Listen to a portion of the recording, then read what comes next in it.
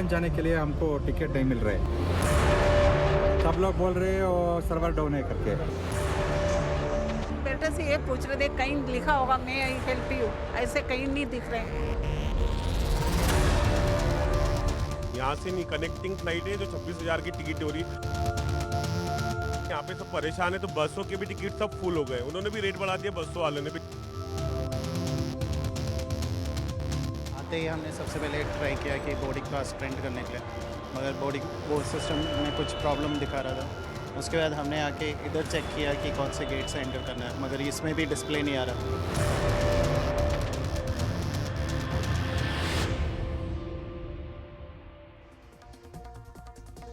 नमस्कार, आप देख रहे हैं खबरों की खबर। मैं हूं आपके साथ सुमित अवस्थी।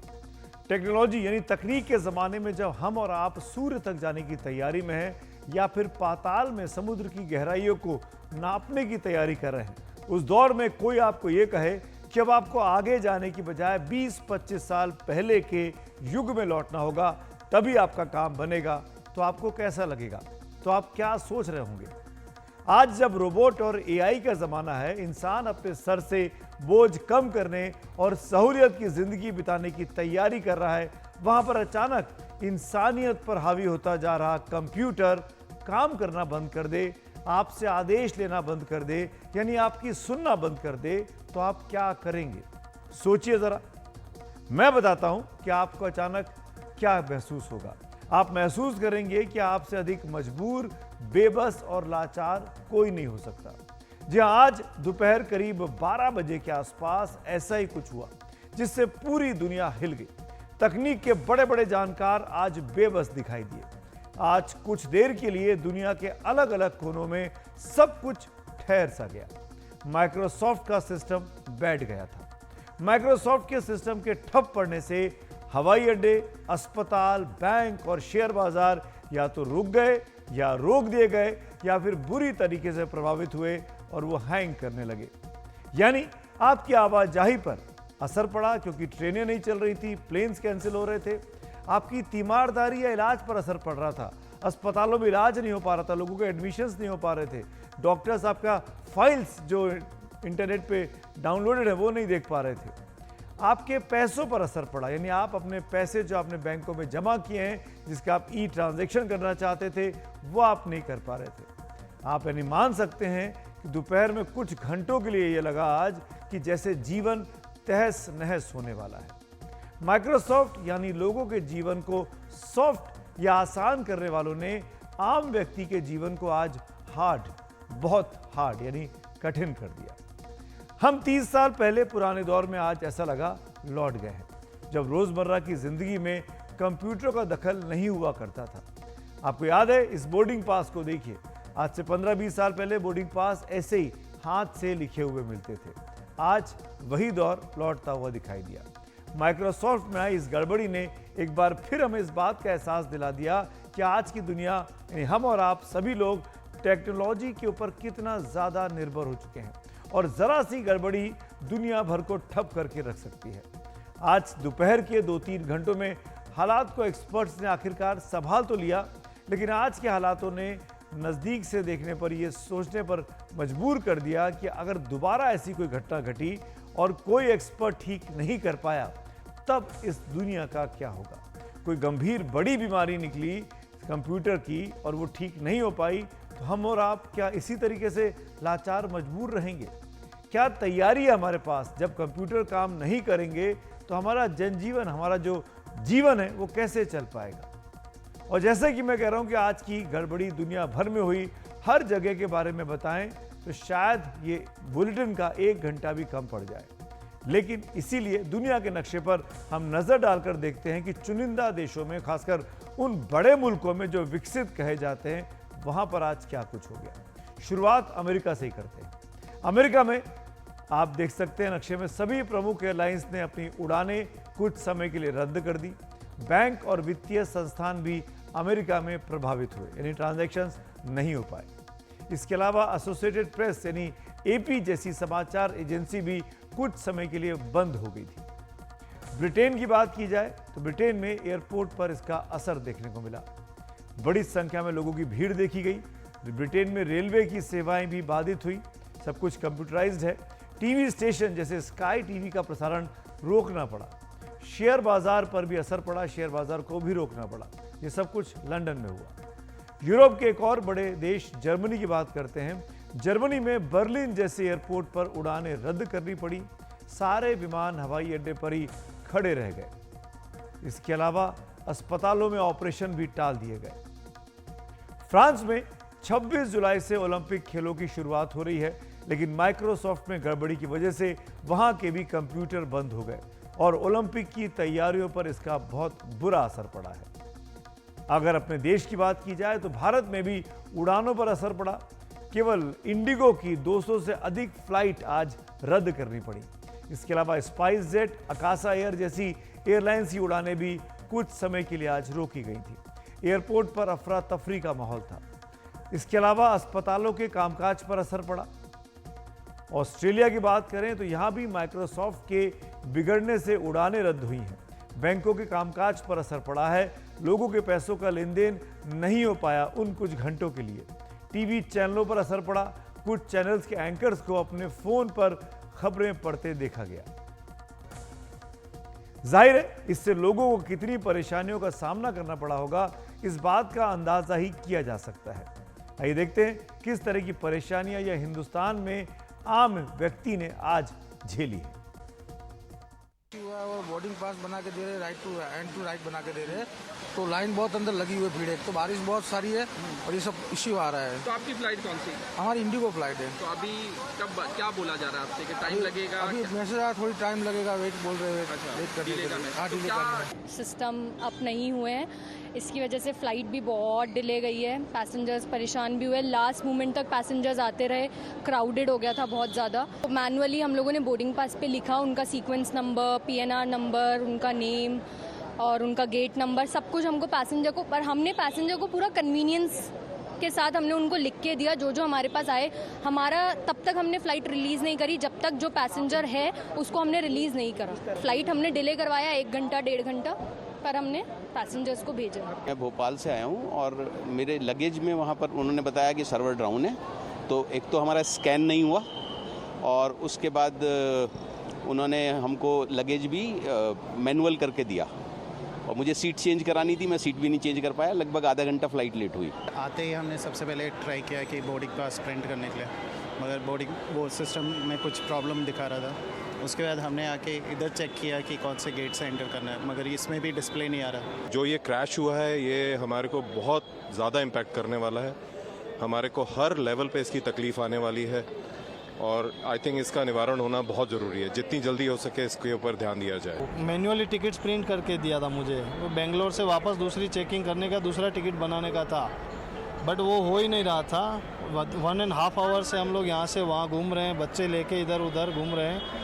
बहुत टाइम के बाद इधर उधर होने के बाद हमारी टिकट्स बना के दिए मैन्युअली। से हमारी फ़्लाइट जो मिस हुआ ना, फिर हमने पेनल्टीज़ पे करके दूसरा फ़्लाइट उन्होंने ऑप्शन में दिया था वाया बेंगलोर टू वडोदरा। फिर हम वहाँ से आए यहाँ पे और यहाँ से हमको एंटर भी नहीं होने दे रहे। ये टिकट्स पे बोले काउंटर पे जाओ, काउंटर वाले बोले जहाँ चले जाओ, हमारा कोई एक स्टाफ वाला बंदा आएगा, बात करेगा वहाँ पे, तो आपको जाने देंगे। और 1.5 घंटे से बस वही चल रहा है। कैंसिल का मैसेज आया है, चेक कर रहे हैं तो कैंसिल दिखा रहा है यहाँ पे, बोल रहे नेक्स्ट फ्लाइट मिलेगा।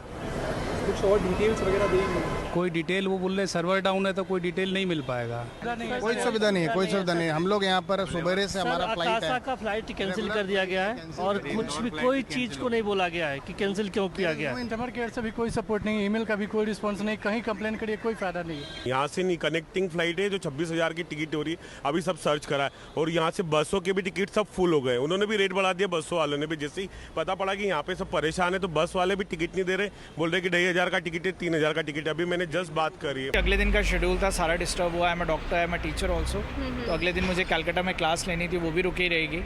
And there is no means of transport, क्योंकि फ्रेश कोई एयरलाइंस टिकट बुकिंग भी नहीं कर रही है वो। ये नहीं कि मुझे कोई नेक्स्ट फ्लाइट की टिकट दे दें, अगले दिन की दे दें, वो भी पॉसिबल नहीं हो रहा। ना इधर फिजिकली हेयर, ना कोई ऑनलाइन ऐप से भी पैसे कट रहे हैं पर टिकट नहीं। मैं सिक्योरिटी कर रहा था तब मुझे पता चला कि फ़्लाइट कैंसिल है जी। मैंने कहा आपको मुझको मैसेज करना चाहिए, उन्होंने कहा नहीं सर्वर ही जब नहीं चल रहा है तो कैसे मैसेज करेंगे जी। ना कोई अल्टरनेट है ना कुछ है। वापस जा रहा हूँ। किधर जा रहे थे आप? लखनऊ जाना है। किसी काम से जा रहे थे? हाँ, वापस जा रहा था, ऑफिस के काम से आया था, वापस जा रहा था। 5:40 की फ़्लाइट थी, अब फ्लाइट कैंसिल हो चुकी है, कोई अल्टरनेट नहीं है, अब ट्रेन पकड़ने जा रहे हैं, पता नहीं टिकट मिलेगी नहीं मिलेगी। ऐसे बहुत से किस्से आज दिन भर में सुनने को मिले, आपने भी सुने होंगे, मेरे पास खुद मेरे तमाम जानकारों के फ़ोन भी आए। इसी तरीके से अगर बेंगलुरु को अपने देश का आईटी कैपिटल कहा जाता है, उस आईटी कैपिटल वाले मतलब उस लेवल के शहर में क्या कुछ झेला है वहाँ के लोगों ने, मेरी सहयोगी प्रतिभा की ये रिपोर्ट देखिए। यहाँ पे बहुत सारे एयरलाइंस जो है वो प्रोएक्टिव मेजर्स लेते हुए अपनी बोर्डिंग पासेस जो है वो इस तरह से मैनुअल मेथड के तरफ से ये करना चाह रहे थे, लेकिन इसकी वजह से बहुत सारी डिलेस हुई और उसके बाद डिसरप्शंस और उसके बाद कैंसलेशंस। कैमरा पर्सन गोविंद के साथ प्रतिभा रामन, बेंगलुरु एयरपोर्ट से एनडीटीवी इंडिया के लिए। अब आइए समझते हैं कि दरअसल हुआ क्या था, तकनीक कहां पर आज फेल हो गई, आज जो कुछ हुआ वो क्यों हुआ, इसको समझने की अब कोशिश करते हैं इस ग्राफिक्स के जरिए। दरअसल माइक्रोसॉफ्ट की क्लाउड सर्विस में दिक्कत आई, एक एंटी वायरस क्राउड स्ट्राइक के अपडेट के चलते ऐसा हुआ। माइक्रोसॉफ्ट विंडोज के यूजर्स को स्क्रीन अपने डेस्कटॉप या लैपटॉप की स्क्रीन जो होती है वो नीले रंग की दिखने लगी। जी हाँ, नीले से रंग की स्क्रीन दिखने लगी थी और लैपटॉप या कंप्यूटर या वो रीस्टार्ट होने लगे या शटडाउन होने लगे। माइक्रोसॉफ्ट एक क्लाउड कंप्यूटिंग प्लेटफॉर्म है। आपके गैजेट्स जिन एप्लीकेशन से चलते हैं उन्हें बनाने और मैनेज करने का काम इसके जरिए ही होता है। बीच में एक नाम आया, आपने सुना होगा क्राउड स्ट्राइक का, एक शब्द मैंने बोला। ये एंटीवायरस क्राउड स्ट्राइक आपको बताते हैं होता क्या है। क्राउड स्ट्राइक साइबर सिक्योरिटी मुहैया कराने वाला एक प्लेटफॉर्म है। आज बार बार ब्लू स्क्रीन ऑफ डेथ का जिक्र भी हो रहा है। जी हाँ, ब्लू स्क्रीन ऑफ डेथ बार बार आप सुन रहे होंगे, पढ़ रहे होंगे तमाम प्लेटफॉर्म्स पर। ये होता क्या है? दरअसल ब्लू स्क्रीन ऑफ डेथ यानी BSOD एक एरर स्क्रीन है। जब ये एरर होता है आपका सिस्टम या तो खुद ब खुद बंद हो जाता है या काम करना बंद कर देता है और आपकी स्क्रीन जो सामने है कंप्यूटर की, डेस्कटॉप की, वो नीले रंग की दिखाई देने लगती है। इसी बारे में आइए बात करने के लिए हमारे साथ इस वक्त पूर्व आईटी मंत्री राजीव चंद्रशेखर जुड़ रहे हैं। राजीव जी, आप तो खुद इतनी बड़ी पद पर रह चुके हैं, आईटी मंत्री रहे देश के। आज जो कुछ हुआ, माइक्रोसॉफ्ट जैसी बड़ी कंपनी एक तरीके से फ्लॉप हो गई, असफल हो गई, इस तरह अगर होता है तो हम किस पर भरोसा कर सकते हैं? क्या आपको लगता है कि ऐसी घटना से उबरना आसान होगा अगर आगे कुछ ऐसा दोबारा होता है? नहीं, हम जरूर जल्द उभरेंगे ये इशू। ये कंपनी माइक्रोसॉफ्ट है। माइक्रोसॉफ्ट एक जाना माना ग्लोबल कंपनी है और उनका लीडरशिप में काफ़ी मीन्स रेप्यूटेड लोग हैं। तो मैं मानता हूं ये हम प्रॉब्लम माइक्रोसॉफ्ट सुलझाएंगे जरूर, लेकिन इससे काफ़ी सारे लोगों को जो परेशानी हुआ है, उनके बिजनेसेस में उनके कस्टमर्स को जो परेशानी हुआ है, उनका जो इनकन्वीनियंस और डिस्ट्रप्शन हुआ है, उसके कारण एक डिबेट जरूर शुरू होगा कि हम ये इसका कारण क्या था। और ये जो जब हम डिजिटल दुनिया में जा रहे हैं और ऐसे कॉम्प्लेक्स सिस्टम्स हमारी डिजिटल दुनिया को आसान बनाने में मदद देता है, इस कॉम्प्लेक्स सिस्टम्स के बारे में, फेल सेफ डिज़ाइन, उनका रेजिलियंस, उनका रिडंडेंसी के बारे में माइक्रोसॉफ्ट जैसे बड़े बड़े कंपनियां क्या कर रहे हैं, क्या करने जा रहे हैं, और उसके लिए ऐसे जो ब्लैक स्वॉन अनप्रेसिडेंटेड इवेंट हुआ है आज, उसको और ना होने देने के लिए वो क्या डिजाइन चेंजेस करेंगे, इसके बारे में एक डिबेट और डिस्कोर्स जरूर शुरू होगा और जरूर शुरू होना भी चाहिए। राजीव जी, आप हमसे अधिक इस विभाग को समझते हैं, आईटी के तो आप मंत्री भी रहे, इसीलिए मैं आपसे पूछ रहा हूँ कि ये जानना हम सब की बहुत दिलचस्पी है कि क्या आप अपने अनुभव से बता सकते हैं कि इस तरह की घटना दोबारा ना हो, इसको कोई तरीका है, इसको रोका जा सकता है?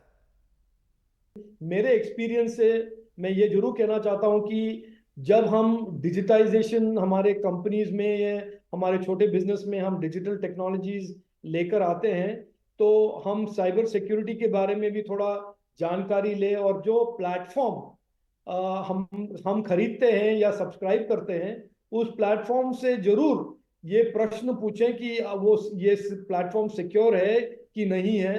ये प्लेटफॉर्म्स में आपने रेजिलियंस और फेल सेफ का क्या प्रावधान बनाया है, और हमारे बिजनेस जो 24 घंटे इस प्लेटफॉर्म के तहत हम प्लेटफॉर्म करना चाहते हैं, बिजनेस करना चाहते हैं, उसके लिए आपने क्या फीचर्स बिल्ड इन किए हैं। ऐसे मुझे लगता है इस इंसिडेंट के बाद छोटे बिजनेस हो या बड़े बिजनेस हो, इसके बारे में सोच और उसके बारे में वेंडर्स के साथ बातचीत करना लोग ये शुरू करेंगे। दूसरा, मैं मानता हूं कि ये कोई जरूरी नहीं है कि हम माइक्रोसॉफ्ट के साथ ही हमारे प्लेटफॉर्म शुरू करें। हमारे भारत में भी एक बहुत अच्छा कंपनी है जोहो करके, जो माइक्रोसॉफ्ट के जैसे ही उनके पास भी एंटरप्राइज स्वीट ऑफ सॉल्यूशंस हैं। ऐसे काफी सारे ऑल्टरनेट भी हैं, और हम हमारे अलग अलग चॉइस को भी एग्जामिन करें, ना कि एक ब्लाइंडली एक ही ब्रांड एक ही कंपनी के पीछे चले। तो मैं मानता हूं ऐसे एक दो लर्निंग्स होंगे, बट सबसे महत्वपूर्ण ये होगा कि माइक्रोसॉफ्ट अपने कस्टमर्स और अलग अलग सरकारों के साथ बातचीत करके इस इश्यू और इस विषय के बारे में पूरे तथ्य सामने रखे, और ये भी बताए कि इसको कैसे वो फ्यूचर में प्रिवेंट करेंगे। राजीव जी, आपने भारतीय कंपनी की बात की, दूसरी कंपनियों की आप बात भी कर रहे हैं, लेकिन माइक्रोसॉफ्ट एक बहुत बड़ी कंपनी है। क्या अब हम इतने सक्षम हो गए हैं कि अपनी साइबर सिक्योरिटी को ठीक से हम खुद संभाल सकते हैं? नहीं, जरूर। इसमें देखिए, आप देख ही रहे हैं कि ये कोई इसका पूरा प्रॉब्लम जो है माइक्रोसॉफ्ट के क्लाउड में नहीं था, डेटा सेंटर में नहीं था, इंटरनेट में नहीं था, और ना कि ना माइक्रोसॉफ्ट के एप्लीकेशन में। ये प्रॉब्लम शुरू हुआ है क्योंकि एक एजेंट है, cyber security agent falcon crowd strike, और वो एक and point cyber security agent है। बड़ा छोटा पीस है इस कॉम्प्लेक्स सिस्टम में। उसके इनकम्पैटिबिलिटी के कारण दुनिया भर के माइक्रोसॉफ्ट और विंडोज के सिस्टम ठप हो गए। आप देखिए, ऐसे कॉम्प्लेक्स सिस्टम में एक छोटी भी पुर्जा, एक स्मॉल कंपोनेंट भी ऐसा एक बड़ा इंपैक्ट बना सकता है। तो हमारा जो डिस्कोर्स है, हमारे सरकार ने, नरेंद्र मोदी जी की सरकार ने 3 साल पहले ही एक स्पष्ट कर दिया था कि सेफ्टी और ट्रस्ट बहुत ही एक अहम इश्यू है हर प्लेटफॉर्म के लिए। कंज्यूमर सेफ महसूस करे, अपने बिजनेस सेफ महसूस करे। तो ये मैं मानता हूं कि माइक्रोसॉफ्ट और अलग अलग जो कंपनियां हैं, इनको इस पर ध्यान देना बहुत जरूरी होगा आने वाले दिनों में। तो आप ये कह रहे हैं कि हम खुद अपनी सुरक्षा कर सकते हैं, हमें किसी विदेशी कंपनी या फॉरेन टेक्नोलॉजी की आवश्यकता नहीं है, we are self reliant now?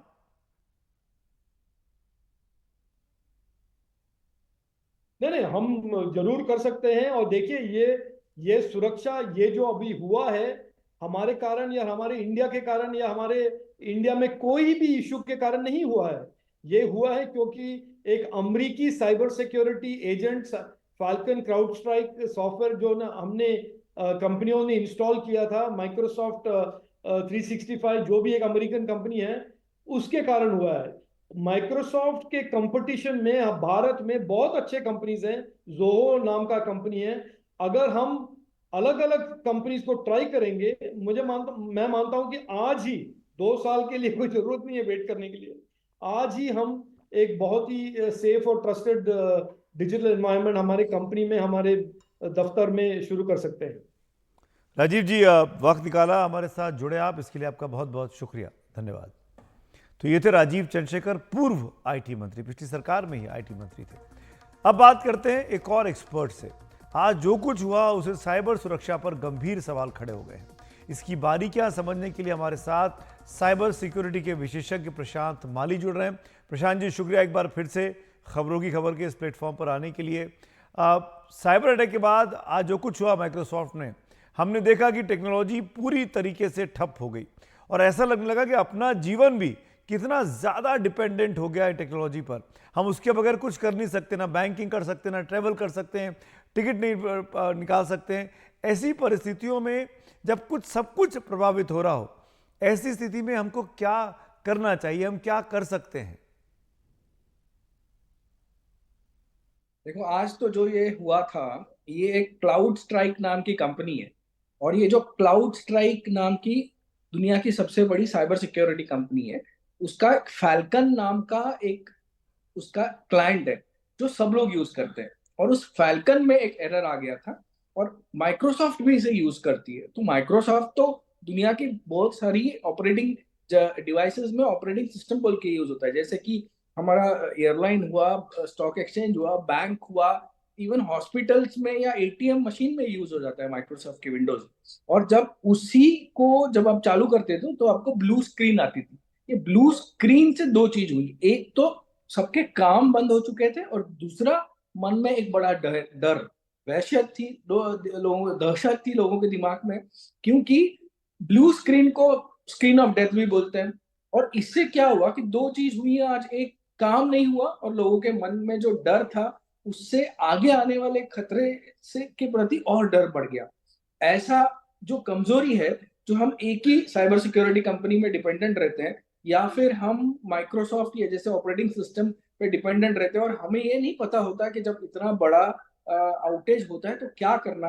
I think ये हमने सबसे बड़ा खतरा आज सारी दुनिया ने देखा है कि ना ही लॉसेस हमें फाइनेंशियल तौर पे हुए, काम का लॉस हुआ है आज।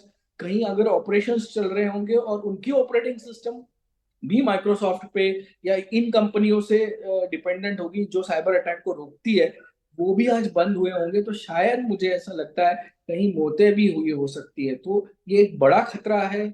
ये बड़े खतरे से निपटना, प्लान बी दुनिया का मुझे लगता है शायद तैयार नहीं है। हम पूरी तरह से टेक्नोलॉजी पे डिपेंडेंट है। ये प्लान बी दुनिया को बनाना पड़ेगा, और मुझे लगता है ये एक छोटा आज का उसका सैंपल था। आगे चल के ऐसे जो बड़े हादसे होते हैं, साइबर हादसे, ये इससे हमें रूबरू होना पड़ेगा और हमें इससे पुख्ते तरीके से रेडी रहना पड़ेगा। प्रशांत जी, प्लान बी की आप बात कर रहे हैं, तो क्या मैं ये समझूं कि आप वापस मैनुअल सिस्टम की ओर ले जाने की बात कर रहे हैं, जिससे निकल कर हम यहाँ तक आ गए हैं? 25 साल पहले, 30 साल पहले जब कंप्यूटर्स नहीं थे, जब एयरपोर्ट पर बोर्डिंग पासेस हाथ से लिखे मिलते थे, जब एयरपोर्ट पर जाने के लिए हाथ से लिखे नेम प्लेट लिखे होते थे कि गेट नंबर 1 यहाँ है, 5 वहाँ है, ये ऐसी इस तरफ हम जा रहे हैं क्या? डेफिनेटली हम अपनी साइबर सुरक्षा कर सकते हैं। दूसरा, प्लान बी क्या होता है कि आप नेटवर्क से ही हमेशा क्यों कनेक्टेड रहते हो? हमें कुछ स्टैंड अलोन चीज करने की भी जरूरत होती है। अभी हम स्टैंड अलोन मतलब एक ही कंप्यूटर जिसमें कोई नेटवर्क नहीं है, जो किसी से कनेक्टेड नहीं है, उस पर भी काम होते थे पहले। हमारी डिपेंडेंसी जो है वो हर बार उस नेटवर्क से आने वाले चीजों पे, क्लाउड पे बढ़ गई है। ये डिपेंडेंसी हमें कम करना पड़ेगा। प्लान बी में वो होना चाहिए कि आप स्टैंड अलोन दुनिया से हटके भी कैसा अपना नॉर्मल काम चालू रखो। काम पे इफेक्ट जरूर होगा, लेकिन आपका काम होगा। आज काम ही नहीं हो रहा था, ये सीन नहीं होना चाहिए। और साइबर सिक्योरिटी भारत तो डेफिनेटली अपनी खुद की देख सकती है। जी, अब ये बताइए कि टेक्नोलॉजी के बिना हम कैसे सुरक्षित रह सकते हैं? ऐसी स्थिति से निपटने के लिए कैसे अपने आप को हमको तैयार करना चाहिए? अगर आप गार्टनर का ये टाइम की जो सिक्योरिटी के लिए जो प्रॉब्लम्स या जो हमारे रिस्क लिखे हैं, उसमें एक सबसे बड़ा रिस्क है सोलार मैक्सिमम का। सोलार मतलब सोलार में से ऐसी किरणें निकलेंगी और हमारी शायद सारी इलेक्ट्रिसिटी बंद हो जाए। और अगर ये सचमुच हुआ तो हमें तो कोई टेक्नोलॉजी नहीं मिलनी है, इलेक्ट्रिसिटी नहीं मिलेगी, ना टेक्नोलॉजी, ना सर्वर से कनेक्शन मिलेगा। और फिर हम इस ऐसी वाली सिनारियो को सामने जा सकते हैं। तो मुझे लगता है ऐसे सिनारियो जहां पे कि आप ऑनलाइन से डिस्कनेक्टेड हो और आपको चीजें चालू रखनी है, आपकी जीवन चालू रखना है, आपके काम चालू रखना है, इसका एक ड्रिल होना बहुत जरूरी है। इसका एक आपको आपके सिटीजन्स को ऐसी तरीके से निपटना कैसे, ये बोलना जरूरी है। अभी मैं आपके माध्यम से ये तो जरूर कहना चाहूंगा कि सिर्फ आप ऑनलाइन कैश पे, सिर्फ यूपीआई पे, सिर्फ बैंक के में होने वाले पैसे में हमेशा आप डिपेंडेंट मत रहिए। कुछ तो कैश अपने पास रखिए, ये एक सिंपल टिप है। वैसे ही आपका डेटा है वो हमेशा सिर्फ क्लाउड में मत रखिए। कुछ तो डेटा आपका जो इंपॉर्टेंट है वो पेन ड्राइव में, हार्ड डिस्क में जो आपके पास लगी हो, जो नेटवर्क से कनेक्टेड ना हो, उस पर रखिए, ताकि आप ऐसे सिनारियो से बेटर निपट पाओगे। बहुत अच्छी टिप्स दी आपने प्रशांत जी, शुक्रिया इससे बातचीत के लिए। आई होप कि दर्शकों को भी इससे फ़ायदा हुआ होगा। और ये सबसे इम्पॉर्टेंट है कि आपको प्लान बी के तौर पर कुछ चीज़ें आपको नेटवर्क पर रखने की ज़रूरत नहीं है, अपने पास भी रखने की ज़रूरत है। जैसे बैंकिंग जो आप करते हैं वो सिर्फ फ़ोन पे मत रखिए, उस बैंक के लिए अगर आपके पास कैश है तो कुछ कैश घर में ज़रूर रखिए ताकि ऐसी मुसीबत के वक्त पर वो काम आ सके। और ये बात करते हैं आज की दूसरी और इम्पॉर्टेंट खबर की ओर। आज की तारीख में सबसे चर्चित एक IAS अधिकारी की ये अलग बात है। अब ये चर्चा उनके अच्छे कामों के कारण नहीं हो रही है, बल्कि इन अधिकारी पर लगे आरोपों के कारण आजकल वो ज़्यादा चर्चा में है। और मज़े की बात तो ये है कि ये अभी भी पूरी तरीके से IAS अधिकारी बनी भी नहीं है, लेकिन इनकी हरकतों के कारण प्रशासनिक अधिकारियों की पूरी जमात और देश में प्रशासनिक अधिकारी बनने की पूरी प्रक्रिया पर ही सवाल खड़े हो गए हैं। हफ्ते या 10 दिन पहले तक शायद ही कोई प्रोबेशनरी IAS अधिकारी पूजा खेड़कर का नाम जानता हो, लेकिन आज इनका नाम किसी ने ना सुना हो ये मानना भी मुश्किल लगता है। NDTV इंडिया लगातार महाराष्ट्र में पोस्टेड रही इन प्रोबेशनरी अधिकारी पूजा खेड़कर के कथित कारनामों को लगातार उजागर कर रहा है। आपको वो कागजात भी दिखा रहा है और तमाम खबरें भी आपके सामने लेकर आ रहा है। आज अगर पूजा खेड़कर अपने जीवन के सबसे कठिन दौर से गुजर रही हैं तो वो उनकी और उनके परिजनों की हरकतों के कारण ही। गिरफ्तारी की तलवार उनके सर पर भी मंडराने लगी है। पूजा खेड़कर के फर्जीवाड़े का मामला आज अपने चरम पर पहुंच गया। बताते हैं आज हुआ क्या, पूजा खेड़कर के मामले में आज क्या बड़ा डेवलपमेंट है। दिल्ली पुलिस क्राइम ब्रांच ने पूजा खेड़कर के खिलाफ FIR दर्ज कर ली है। पूजा पर फर्जी पहचान के आधार पर UPSC में सिलेक्ट होने का आरोप है। UPSC की शिकायत पर दिल्ली पुलिस ने यह मामला दर्ज किया है। जालसाजी, डिसेबिलिटी और IT एक्ट में मामला दर्ज किया गया है।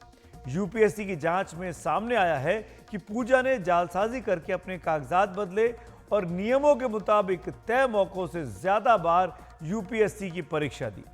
NDTV को जानकारी मिली है कि एक सामान्य श्रेणी का उम्मीदवार 6 बार ही एग्जाम UPSC का दे सकता है। ये नियम है। अगर आप जनरल कैटेगरी के हैं तो 6 बार ही आप एग्जाम दे सकते हैं मैक्सिमम। लेकिन पूजा खेड़कर ने 9 बार परीक्षा दी। ये धांधली उसने विकलांगता और OBC के कथित तौर पर फर्जी सर्टिफिकेट बना कर दी थी। और जैसा कि हम आपको शुरू में बता रहे थे कि पूजा और उनके खेड़कर परिवार के नाम पर इक्का दुक्का नहीं, कई तरह के फर्जीवाड़ों और घपलों का आरोप लग चुका है और कई तरह की एजेंसियां देश में इस खेड़कर परिवार की जांच कर रही है। फर्जीवाड़े की लंबी फहरिस्त पर अगर नजर डालें तो UPSC की जांच में ये बात सामने आई कि पूजा ने न सिर्फ माता पिता का नाम गलत बताया, बल्कि मोबाइल नंबर, घर का पता, ईमेल ID तक के बारे में गलत जानकारी शेयर की। UPSC ने बताया कि पूजा के गलत आचरण की गहन जांच की गई है।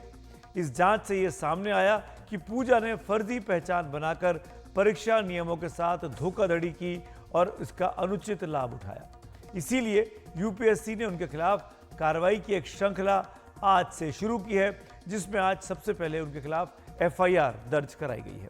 पुलिस अफसरों के साथ FIR दर्ज करने के साथ ही सिविल सेवा की उनकी उम्मीदवारी को रद्द करने की प्रक्रिया भी आज से शुरू हो गई है। उसी प्रक्रिया के तहत पूजा खेड़कर को कारण बताओ नोटिस जारी किया गया है, जो कि पहला कदम है। दरअसल UPSC की तरफ से बर्खास्तगी से पहले कारण बताओ नोटिस जारी किया जाता है। यही नहीं, उसे भविष्य की परीक्षाओं से वंचित भी किया जा सकता है। यानी न सिर्फ कैंसिलेशन हो जाएगा उनकी UPSC का, बल्कि आगे भी वो कोई एग्जाम ना दे सकें, ये फरमान भी, ये आदेश भी उनके खिलाफ आ सकता है। प्रोबेशनर IAS अफसर पूजा खेड़कर ने विकलांग प्रमाण पत्र के आवेदन में जो पता दिया वो अपना घर का ना होकर एक कंपनी का पता है। कंपनी का नाम है थर्मोवेरिटा इंजीनियरिंग प्राइवेट लिमिटेड और ये कंपनी पूजा खेड़कर की मां मनोरमा खेड़कर के नाम पर है। ये कंपनी पिंपरी चिंचवाड़ शहर में है। ये कंपनी पिछले कई वर्षों से बंद पड़ी है। आपको बता दें कि मनोरमा खेड़कर इस वक्त पुलिस की हिरासत में है। उनको कल ही पुलिस ने पकड़ लिया था, पुणे पुलिस ने, और इस वक्त उनसे भी पूछताछ चल रही है। उन पर इल्ज़ाम है कि उन्होंने एक ज़मीन पर कब्जे को लेकर ग्रामीणों पर बंदूक तान दी थी। वो तस्वीरें भी खूब वायरल हुई थी। अब पूजा खेड़कर के आज के डेवलपमेंट के बारे में और जानकारी दे रहे हैं मेरे सहयोगी रवि रंजन शुक्ला। ट्रेनी IAS पूजा खेड़कर के फर्जीवाड़े की एक लंबी फहरिस्त है। UPSC ने यानी लोक सेवा आयोग ने जब इसकी जांच की तो पाया कि पूजा खेड़कर ने न सिर्फ विकलांगता प्रमाण पत्र बल्कि माता पिता, पता और ईमेल एड्रेस, अपना जो मोबाइल नंबर है उसमें भी फर्जीवाड़ा किया। कैसे फर्जीवाड़ा किया? दरअसल आईएएस में एक अगर सामान्य वर्ग का अभ्यर्थी है तो वो अधिकतम 32 साल की उम्र तक 6 बार आईएएस की परीक्षा दे सकता है, और अगर आपके पास में ओबीसी और विकलांगता का भी अगर प्रमाण पत्र है तो आप 9 बार आईएएस की परीक्षा दे सकते हैं, और वो भी 42 साल तक। तो पूजा खेड़कर ने सबसे पहले वो क्रीमी लेयर में आती थी, लेकिन उन्होंने क्रीमी लेयर का प्रमाण पत्र न बनवाकर ओबीसी का प्रमाण पत्र बनवाया, और उसके बाद में जब उनके अटेम्प्ट पूरे हो गए तब फिर उन्होंने जो पहला अटेम्प्ट दिया था उसमें पूजा दिलीप राव खेड़कर के नाम से दिया। उसके बाद जब अटेम्प्ट उनके पूरे हो गए और उन्होंने विकलांगता के आधार पर जब लेना चाहा अटेम्प्ट, तो उन्होंने फिर पूजा मनोरमा दिलीप खेड़कर के नाम से उन्होंने जो है वो सर्टिफिकेट बनवाया, और फिर जो है उन्होंने परीक्षा दी। तो इसी के तर्ज पर यूपीएससी ने जब इसकी जांच की तो ये पाया कि पूजा खेड़कर उर्फ पूजा दिलीप राव खेड़कर उर्फ पूजा मनोरमा दिलीप खेड़कर, इन 3 नामों से जो है उनके अलग अलग प्रमाण पत्र बने हुए थे। तो इसी के बिना पर अब यूपीएससी जो है वो उनके खिलाफ कड़ी कार्रवाई कर रही है। सबसे पहली कार्रवाई हुई है, उनके खिलाफ एफआईआर दर्ज की गई है कि उन्होंने फर्जीवाड़ा करके अनुचित जो लाभ है उसको उठाया। दूसरी कार्रवाई उनके खिलाफ हुई है कि उनको कारण बताओ नोटिस जारी किया गया है, यानी शो काज नोटिस जारी किया गया है। ये एक पहला चरण होता है जब किसी भी आईएएस की बर्खास्तगी से पहला चरण ये होता है कि उनसे कारण पूछा जाता है कि आखिर आपने ये सारा कुछ क्यों किया। तो इसी के बाद में अब जो है वो पूजा खेड़कर के मामले में एक के बाद एक खुलासे हो रहे हैं। पहले ये खुलासा हुआ कि उनका विकलांगता प्रमाण पत्र जो है वो फर्जी तरीके से बना हुआ है। उनको एम्स का जो बोर्ड है वो बुलाता रह गया कि आइए आपकी विकलांगता की जांच करनी है, लेकिन बुलाने पर भी पूजा खेड़कर नहीं गई। अब आप सोचिए कि इससे कहीं ना कहीं यूपीएससी की इस परीक्षा पर, चूंकि देश की सबसे बड़ी और प्रतिष्ठित परीक्षा मानी जाती है, सबसे कठिन परीक्षा भी मानी जाती है, उस पर कहीं ना कहीं सवालिया निशान खड़े हो रहे हैं कि आखिर पूजा खेड़कर जैसे जो लोग हैं, ऐसे कितने लोग हैं जिन्होंने इस तरीके का फर्जीवाड़ा किया है और उनका मामला संज्ञान में नहीं आया है। निश्चित तौर पर बहुत सारे जो रिटायर्ड आईएएस ऑफिसर हैं, ब्यूरोक्रेसी के लोग हैं, जो छात्र हैं, वो इस बात की डिमांड कर रहे हैं कि एक पूरा गहनता के साथ में छानबीन हो, जो या तो ईडब्ल्यूएस कोटे से आते हैं या विकलांगता प्रमाण पत्र से आते हैं या फिर क्रीमी लेयर के होने के बावजूद वो जो है उसको छिपाते हैं। इन सारे जो वर्ग हैं उन पर एक गहनता से जांच बैठानी चाहिए। तो सुना आपने किस तरीके से पूजा खेड़कर ने पूरे के पूरे सिस्टम का माखौल उड़ा दिया, और शायद इसीलिए देश के मुख्य चुनाव आयुक्त रह चुके एसवाई कुरैशी साहब ने एक ट्वीट भी किया। मेरे साथ कुरैशी साहब जुड़ रहे हैं, सीधे उनसे बातचीत करते हैं। कुरैशी साहब, पूजा खेड़कर ने आईएएस अधिकारियों का, आप तो खुद आईएएस अधिकारी रहे हैं, इस पूरी व्यवस्था पर, इस पूरे सिस्टम पर सवाल खड़े कर दिए। किस तरीके से फर्जीवाड़ा पर फर्जीवाड़ा निकलकर सामने आ रहा है। आपने ट्वीट में लिखा कि शो कॉज नोटिस की जरूरत नहीं थी, टर्मिनेट कर देना चाहिए। क्यों, क्या ऐसा प्रोविजन है, ऐसा किया जा सकता है? जी देखिए, ये ऑब्वियसली ये जो फ्रॉड हुआ यूपीएससी पे और सरकार पे, ये बड़ा वेल थॉट आउट और बड़े लंबे अरसे से चल रहा था कि कभी नाम बदले जा रहे हैं, कभी वो रिपोर्ट, मेडिकल रिपोर्ट अवॉइड हो रही है।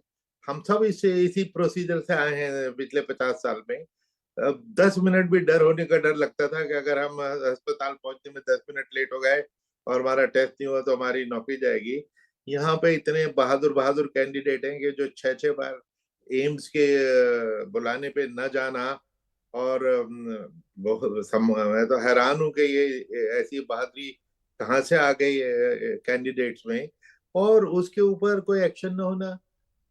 हर किस्म की नाराजगी कर ली, और उसके ऊपर चाहे वो यूपीएससी हो या डीओपीटी हो या जो भी जिम्मेदार है, मुझे नहीं मालूम, लेकिन मैंने जो ट्वीट किया है वो यूपीएससी के इस बेसिक प्रिंसिपल पे, जो हमको 50 साल पहले सिखाया गया था और 50 साल से वैलिड है, कि प्रोबेशन के पीरियड में अगर कोई किसी का काम ठीक नहीं लगता या किसी भी वजह से बगैर रीजन बताए सर्विसेज टर्मिनेट की जा सकती है, कोई क्वेश्चन आंसर उस पर नहीं होते कि आपने क्यों हटाया।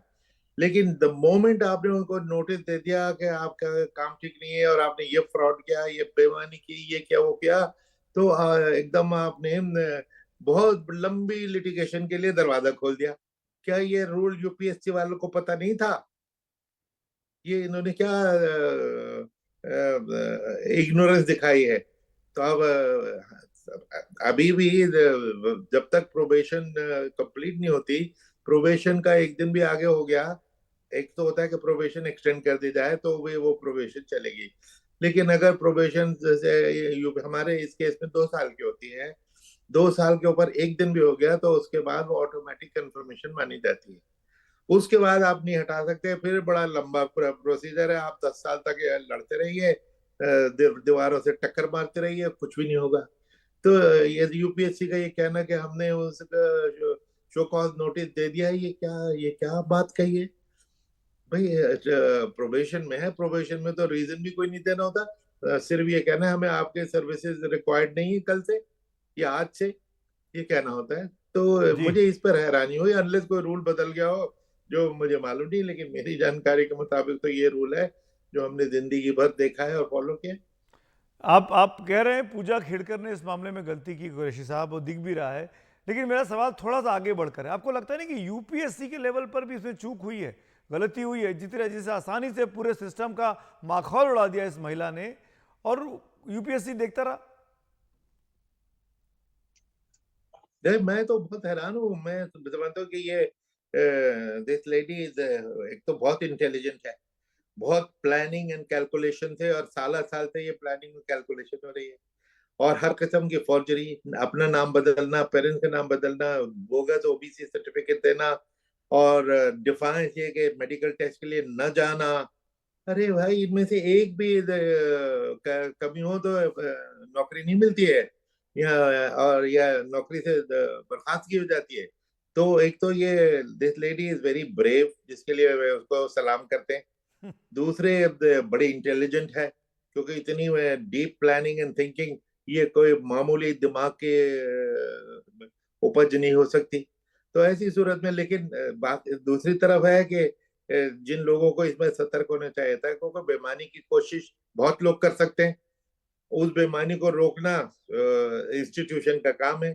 अभी तक यूपीएससी ही इसमें एग्जाम के वक्त तक, जब तक ये कैंडिडेट है आप, यूपीएससी का रोल है, डीओपीटी का कोई रोल नहीं है, एकेडमी का कोई रोल नहीं है।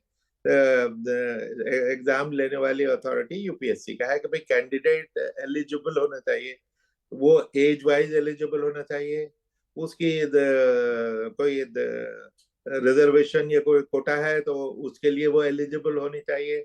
ये सारा काम देखना ये तो यूपीएससी का काम था। उसके बाद डीओपीटी अपॉइंटमेंट लेटर जारी करती है, वो उस वक्त ये देखती है कि भाई मेडिकल सर्टिफिकेट आ गया कि नहीं आ गया।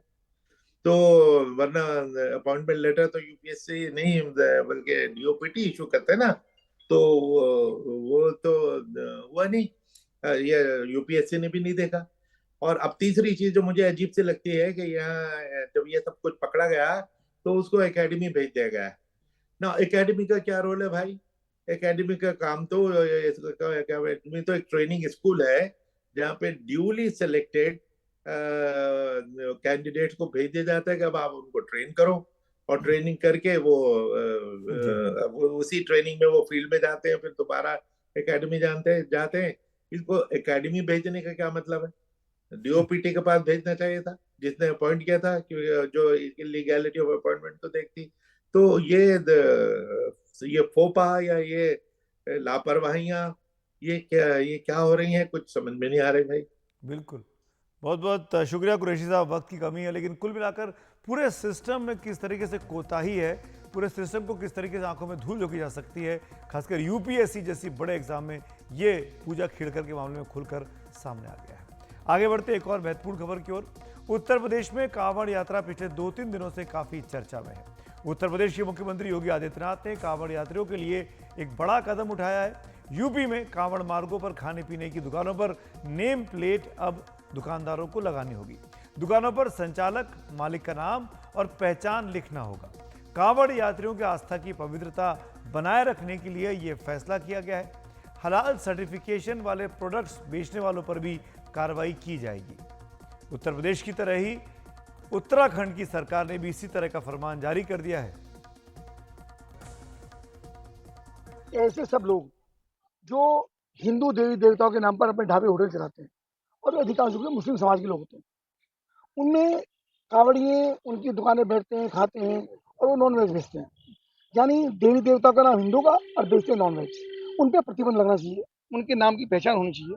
ये हिंदू मुस्लिम का विषय नहीं है, ये सामाजिक सौहार्द का विषय है कि जिसको जहाँ मर्जी खाए, जिसको जहाँ मर्जी बैठे, लेकिन कुछ जानकारी में हो कि मैं कहाँ बैठा हूँ, कहाँ बैठे खा रहा हूँ, उसकी अपनी इच्छा है।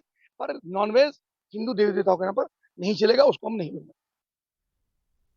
लेकिन इस मुद्दे पर केंद्र में सरकार के सहयोगी दलों का रुख सरकार से अलग लग रहा है। जनता दल यूनाइटेड ने कल ही कहा कि इस फैसले की वो आलोचना करते हैं और अब लोक जनशक्ति पार्टी के नेता चिराग पासवान ने भी इस फैसले की आलोचना करते हुए कहा है कि वो जाति और धर्म के नाम पर बंटवारे को कभी समर्थन नहीं देंगे। यानी इस मुद्दे पर एनडीए में भी मतभेद खुलकर सामने आ गए। और इस बारे में और ज्यादा जानकारी दे रहे मेरे सहयोगी रणवीर। उत्तर प्रदेश में कांवड़ यात्रा के दौरान कांवड़ यात्रा के रूटों पर खाने पीने की चीज़ें बेचने वालों को अब अपनी पहचान बतानी होगी। इसकी शुरुआत मुजफ्फरनगर ज़िले से हुई थी, लेकिन अब ये मुख्यमंत्री योगी आदित्यनाथ के आदेश पर पूरे उत्तर प्रदेश में लागू होगा। मुख्यमंत्री योगी आदित्यनाथ ने साफ कहा है कि कांवड़ यात्रा के दौरान कांवड़ मार्गों पर जो भी चीज़ें खाने पीने की बिक रही हैं उनको बेचने वालों को अपनी पहचान बताने के लिए एक नेम प्लेट लगाना होगा। यानी कि भले ही कोई दुकान में खाने पीने की चीज़ बेच रहा हो, ठेलों पर हो या चाय की टपड़ियों पर हो, हर शख्स को अपनी पहचान बताने के लिए एक नेम प्लेट लगाना होगा। ये मुख्यमंत्री योगी आदित्यनाथ का आदेश है। इसकी शुरुआत दरअसल मुजफ्फरनगर ज़िले से हुई, जब योगी सरकार के ही मंत्री कपिल देव अग्रवाल ने एक बयान दिया जिसमें उन्होंने कहा कि कांवड़ यात्रा पर जो भी कांवड़िए निकलते हैं उन यात्रियों को पता होना चाहिए कि कौन सामान बेच रहा है और किससे वो सामान खरीद रहे हैं, इसलिए नेम प्लेट लगाई जानी चाहिए। फिर कुछ हिंदूवादी संगठनों ने इसकी मांग की और फिर ज़िले के कप्तान ने यह आदेश दिया और पुलिस ने इसकी तामील करते हुए सभी खाने पीने की चीज़ें बेचने वालों को उनकी नेम प्लेट लगाने को कहा। लेकिन मुजफ्फरनगर ज़िले से शुरू हुआ ये जो विवाद है ये राजनीतिक रंग लेता है। इसी बीच मुख्यमंत्री योगी आदित्यनाथ ने कह दिया कि अब ये आदेश पूरे उत्तर प्रदेश में लागू होगा। जाहिर है एक राजनीतिक फैसला है, धार्मिक कार्यक्रम है, लेकिन जो फैसला है वो राजनीतिक है तो इसका राजनीतिक असर भी होगा। और अगर विपक्षी नेताओं की बात करें तो असदुद्दीन ओवैसी से लेकर अखिलेश यादव और तमाम विपक्षी नेताओं ने साफ कहा है कि ये फैसला गलत है, सरकार इसको वापस लेना चाहिए। अखिलेश यादव ने तो साफ कह दिया कि कोर्ट इस मामले में संज्ञान ले। तो कांवड़ यात्रा जो 22 तारीख से शुरू हो रही है और जिसमें प्रदेश के अलग अलग ज़िलों से जो नदियों का पवित्र जल है वो ले करके कांवड़िए शिव मंदिरों तक जाते हैं, जल चढ़ाते हैं सावन के महीने में। उस यात्रा की शुरुआत के पहले ही उत्तर प्रदेश में एक राजनीतिक विवाद शुरू होने वाला है, क्योंकि विपक्ष इस फैसले का विरोध कर रहा है और सरकार ने साफ कर दिया है कि यह फैसला मुजफ्फरनगर नहीं बल्कि पूरे उत्तर प्रदेश में लागू होगा। लखनऊ से कैमरा पर्सन वीरेंद्र सैनी के साथ रणवीर, एनडीटीवी इंडिया के लिए। कांवड़ यात्रा हो और विवाद ना हो, ऐसा हो नहीं सकता। इस बार भी ये ताज़ा विवाद उभर कर सामने आया है। वक्त हो रहा है ब्रेक का, लेकिन खबरें और भी हैं, बने रहिए, तुरंत लौट के आते हैं।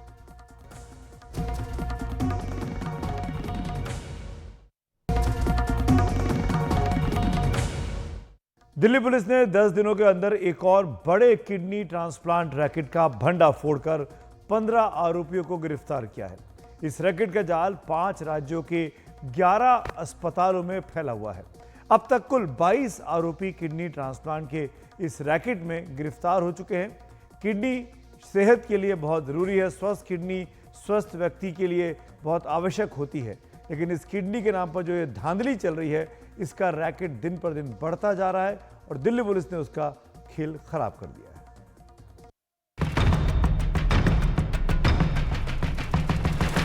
ये लोग उस गिरोह का हिस्सा हैं जो किडनी का कारोबार कर रहे थे। फर्जी दस्तावेजों के बल पर ये लोग अस्पतालों में नौकरी कर रहे हैं और इस अवैध धंधे के जरिए लोगों की जिंदगियों के साथ खिलवाड़ कर रहे हैं।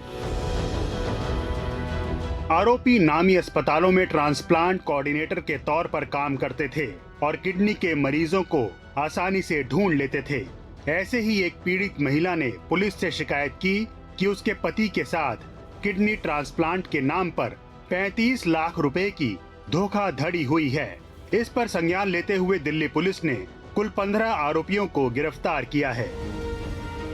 आरोपियों का धंधा 5 राज्यों दिल्ली, एनसीआर, पंजाब, हरियाणा, मध्य प्रदेश और गुजरात के 11 अस्पतालों में फैला हुआ था, जहां अब तक ये 36 किडनी अवैध तरीके से ट्रांसप्लांट करवा चुके हैं।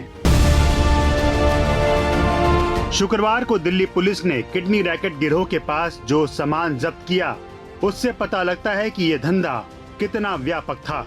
बरामद किए गए सामान में कई राज्यों के अधिकारियों की 34 मोहरें, सीलें तैयार करने का सामान, डोनर रिसीवर की 6 फर्जी फाइलें, फर्जीवाड़े की कई लैब, अस्पतालों के दस्तावेज, 2 लैपटॉप जिनमें ट्रांसप्लांट का आपत्तिजनक डेटा था, 17 mobile phone, 9 SIM card, 1.5 lakh रुपए नकद शामिल थे। इससे पहले 9 जुलाई को दिल्ली पुलिस की क्राइम ब्रांच ने एक अंतर्राष्ट्रीय किडनी ट्रांसप्लांट रैकेट का भंडाफोड़ किया था, जिसमें 3 बांग्लादेशी नागरिक और नोएडा के नामी अस्पताल की एक डॉक्टर समेत 7 लोग गिरफ्तार किए गए थे। इसमें जो इंटरनेशनल रैकेट है, इसमें हमने 7 लोग गिरफ्तार किए हैं, जिसमें कि बांग्लादेशी नेशनल्स हैं 3, जो कि मेन मास्टरमाइंड थे। वहाँ से किडनी पेशेंट को ढूंढना और यहाँ लेके आना, और वहाँ से डोनर को भी ढूंढना और लेके आना, फिर उनके नकली कागजात वगैरह बनवा के उनको जेन्युइन रिश्तेदार दिखा के फिर उनका यहाँ ट्रांसप्लांट करवाना। और इसमें उनका एक इंटरप्रेटर था जो कि इंडियन था, और उसके साथ साथ एक डॉक्टर और उनके 2 हॉस्पिटल स्टाफ, तो कुल 7 गिरफ्तार किए गए। दिल्ली पुलिस की क्राइम ब्रांच अब तक कुल 22 आरोपियों को किडनी ट्रांसप्लांट के जुर्म में गिरफ्तार कर चुकी है। ऐसे और कितने लोग इस गिरोह का हिस्सा हैं, ये जानने के लिए कार्रवाई जारी है। पुलिस की सख्ती के बावजूद ये धंधा बेरोक टोक चल रहा है। गरीब लोग ऐसे गिरोह के झांसे में आ जाते हैं और चंद पैसों के लिए अपनी जिंदगी के साथ खिलवाड़ कर बैठते हैं। दिल्ली से मुकेश सिंह सिंगर के साथ मैं शुभांग सिंह ठाकुर, NTV इंडिया। तो आज खबरों की खबर में मेरे साथ फिलहाल इतना ही। शुभ रात्रि।